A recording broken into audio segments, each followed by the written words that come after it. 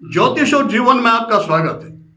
श्री गुरु चरणों में नमन कर श्री गणेश की वंदना करता हूं। जीवन में आर्थिक स्थिति में उतार चढ़ाव तो सामान्य सी बात है, चलता रहता है।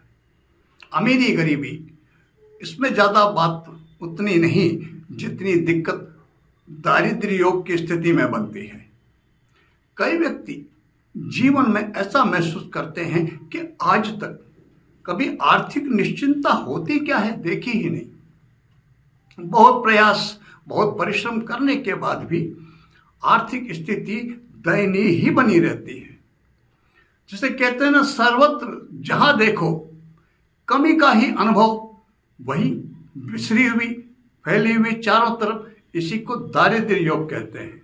जन्म कुंडली में ग्रह स्थिति होती है कईयों की, हम अभी वो ग्रह स्थिति की चर्चा नहीं कर रहे, केवल परिणाम। अगर दरिद्रता की स्थिति है तो निश्चित रूप से वो किसी कुयोग के कारण। का उपाय क्या है? क्या इससे बचने का सहज सरल सा कोई उपाय? दरिद्रता से बचने के लिए कई विस्तृत विधान हैं, कई अनुष्ठान हैं जो किए जाते हैं इससे मुक्ति के लिए। लेकिन अनुष्ठानों का भी जो खर्च है, व्यय है, बहुत भारी बड़ा होता है आज के समय। लेकिन स्थिति तो ऐसी दयनीय है कि उनको कराने की क्षमता भी नहीं करा सकते। क्या कोई सहज सरल से उपाय ऐसा जिसे कोई भी कर सके और उसमें व्यय ऐसा ना हो जिसके बारे में ये कहा सोचा जाए कि यही अगर होता, इतना ही कर सकते तो फिर चिंता की बात क्या थी? तो हम सहज सा सरल सा उपाय ऐसा जिसमें विशेष व्यय नहीं है, लेकिन स्वयं को, अपने आप को कुछ तो व्यय करना पड़ेगा, स्वयं को व्यय करना पड़ेगा। हमें अपनी श्रद्धा से लगना होगा उसमें, और यदि लगे तो हमें उस दारिद्र्य योग से, जिसको भी जीवन में कोई भी ये करेगा, उससे मुक्ति मिलेगी। सहजता से एक बात देखें, आप एक बात पाएंगे, अगर किसी व्यक्ति के बारे में सबसे ज्यादा चिंतित कोई होता है तो वो होती है उसकी मां। सर्वाधिक चिंतित कौन होती? माता। हम सब माता की संतान हैं। अब हमारे अच्छे बुरे जैसे भी कर्म रहे, उसके अनुरूप हमको किसी तरह के दुष्परिणाम भुगतने पड़ रहे हैं, लेकिन उसके उपरांत भी हमारी माता हमारे लिए चिंतित रहती है, परेशान होती है कि मेरे बेटे के साथ ये क्यों हो रहा है, मैं क्या कर सकती हूँ इसकी सहायता के लिए। ये भाव अवश्य हम माँ के मन में देखते हैं। भगवती दुर्गा की उपासना इतनी क्यों की जाती है? वो माँ है। और इनकी विशिष्टता क्या है? विशिष्टता ये है कि भगवती दुर्गा में तीनों के स्वरूप, भगवती महाकाली, महालक्ष्मी और महासरस्वती, तीनों सम्मिलित हैं उसमें। तीनों के गुण धर्म हैं उनमें। शक्ति सामर्थ्य प्रदान करती हैं, आर्थिक उन्नति देती हैं, निश्चिंतता देती हैं और बुद्धि विवेकदायिनी है। तो भगवती दुर्गा का एक सहसा सरल सा प्रयोग जो व्यक्ति को दरिद्रता से मुक्त करा करके आर्थिक संपन्नता प्रदान करता है। कई व्यक्ति मेरे पास जीवन में ऐसे आए जिनकी कुंडलियों में मैंने वो दारिद्र्य, प्रबल दारिद्र्य योग, कितने प्रयास करने के बाद भी आर्थिक निश्चिंतता नहीं, उन्हें सहजता ये प्रयोग कराया। भगवती की कृपा से उन्होंने आर्थिक निश्चिंतता का जीवन में अनुभव किया। आपसे भी शेयर करता हूँ। तो सबसे पहले क्या करें? आसन पे बैठ करके, जैसा सामान्य सहज ज्यादा विशिष्ट पूजन विधान नहीं आता, कोई बात नहीं। आसन पर बैठ करके सामने भगवती दुर्गा की तस्वीर सिंहवानी वो लगाएं। अपने बाएं हाथ की तरफ घी का दीपक लगाना है तो स्वयं के बाएं हाथ की तरफ, वो तो भगवती के दाएं हाथ की तरफ हो जाएगा। घी का दीपक लगाने की स्थिति किसी की ना हो, कई बार दरिद्रता की स्थिति ऐसी प्रबल, तो वो तेल का दीपक लगाएं। तेल का दीपक स्वयं के दाहिने हाथ की तरफ लगाएं, वो भगवती के बाएं हाथ की तरफ हो जाएगा। यह दीपक लगा करके और सबसे पहले गुरु स्मरण करें। गुरु स्मरण, यदि कोई गुरु नहीं, कोई चिंता की बात नहीं। हम भगवान शिव को गुरु मान लें, भगवान शिव को गुरु मान करके उन्हें नमन करें। ओम श्री गुरुवे नमः बोलकर भगवान शिव को नमन कर लें। दूसरे नंबर पर भगवान गणपति का स्मरण करें। श्री गणेशाय नमः बोल करके भगवान गणपति का स्मरण कर लें। उसके बाद फिर या तो शिव चालीसा का एक पाठ करें या नमः शिवाय की एक माला का जप करें। माला नहीं है कोई बात नहीं, 2 या 3 मिनट नमः शिवाय 2 मिनट का जप कर लें और भगवान शिव को नमन कर लें। इसके बाद फिर दुर्गा चालीसा का एक पाठ करें। यहाँ दुर्गा चालीसा ही आवश्यक है। शिव चालीसा में तो शिव चालीसा कर सकते, शिव चालीसा नहीं है तो नमः शिवाय का जप कर सकते, लेकिन यहाँ दुर्गा चालीसा ही आवश्यक है। एक पाठ दुर्गा चालीसा का करने के बाद फिर भगवती का एक मंत्र मैं आपको बता रहा हूँ, इस मंत्र का हम जप करें। रुद्राक्ष की माला ले लें, 3 माला, 5 माला, 7 माला, 11 माला, जितना कर सकें। जैसी हमारी स्थिति, जैसे हमारी समस्या, उसके अनुरूप निर्धारण करें और भगवती के इस मंत्र से उनकी सेवा करें। और वो मंत्र है ओम सर्वाबाधा विनिर्मुक्तो धन धान्य समन्वितः मनुष्यो मत प्रसादेन भविष्यति न संशय।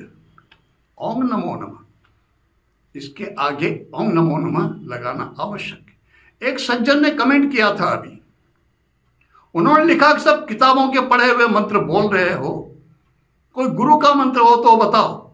और जो कुछ मुझे गुरुमुख से प्राप्त हुआ कि पुस्तकों में ये है और इनमें ये परिवर्तन करना चाहिए जिससे वो कार्य करने लगते हैं। पुस्तकों में सब कुछ वैसा नहीं होता जैसा होना चाहिए, वो लगा के मैं बोलता हूँ। मैं तो ये बता रहा हूँ कि गुरु कृपा से ही मुझको मिला हुआ है, शेयर कर रहा हूँ और कई व्यक्ति लाभान्वित हुए, आपको भी दे रहा हूँ। तो ये जो मंत्र है सर्वाबाधा विनिर्मुक्तो धन धान्य समन्विता मनुष्यो मत प्रसादेन भविष्यति न संशय, इसका जब मंत्र रूप में हम प्रयोग करेंगे तो इसके आगे लगाएंगे ओम और बाद में लगाएंगे ओम नमो नमः। ये मुझे गुरुदेव से यही मिला, बाकी तो पुस्तक से है ही। तो हम मंत्र जब करेंगे कैसे करेंगे? ओम सर्वाबाधा विनिर्मुक्तो धन धान्य समन्वितः मनुष्यो मत प्रसादेन भविष्यति न संशय। ओम नमो नमः। माला रुद्राक्ष के लेंगे, कम से कम 3 माला जब प्रतिदिन होना चाहिए। 3 माला, 5 माला, 7 माला। समय एक निर्धारित कर, कोई आवश्यक नहीं है कि हम सवेरे ही करें। इसको सवेरे भी किया जा सकता है, सायंकाल भी किया जा सकता है। वैसे सर्वोत्तम साधना काल के लिए जो सर्वोत्तम समय होता है वो होता है मध्य रात्रि। लेकिन मध्य रात्रि सबके लिए संभव नहीं है। रात्रि में या तो जागता है जोगी या जागता है भोगी, बाकी सामान्य जन तो सोते हैं। हर एक के लिए रात्रि में जागना आसान नहीं है। लेकिन यदि आपको विशिष्ट चाहिए कुछ तो उसके लिए विशिष्ट प्रयास भी हमें करने होंगे। तो आप रात्रि में जाग करके यदि करते तो सर्वोत्तम समय होता है उपासना के लिए मध्य रात्रि। मध्य रात्रि में रात की 12 बजे के लगभग आसपास आरती होनी चाहिए। तो हम प्रारंभ करेंगे, हम आसन बैठ करके और भगवान शिव को गुरु रूप में नमन करने के साथ और इस मंत्र की 3, 5, 7 मालाएं और फिर इसके बाद फिर ओम श्री बटुक भैरवाय नमः, इसकी रुद्राक्ष की माला पर 1 माला, यह माला करें।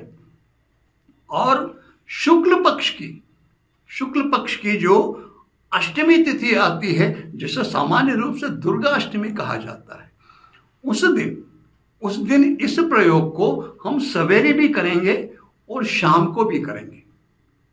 शुक्ल पक्ष की अष्टमी में इस प्रयोग को सवेरे और शाम को, या शाम की बजाय रात्रि का क्रम रखा है तो दोनों समय करेंगे।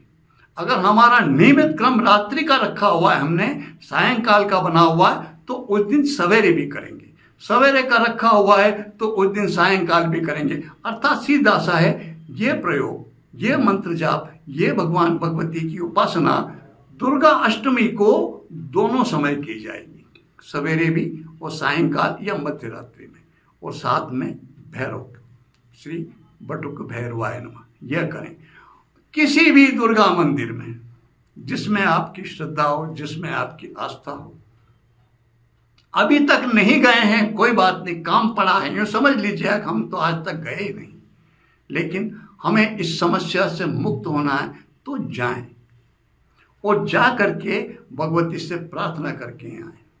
माँ से एक पुत्र जिस तरह से विनय पूर्वक बिना किसी शंका के अपनी समस्या को रखता है, वैसे ही भगवती के सामने रखें, उनसे निवेदन करें, कृपा की प्रार्थना करें और उसके बाद फिर इस उपासना को प्रारंभ करें।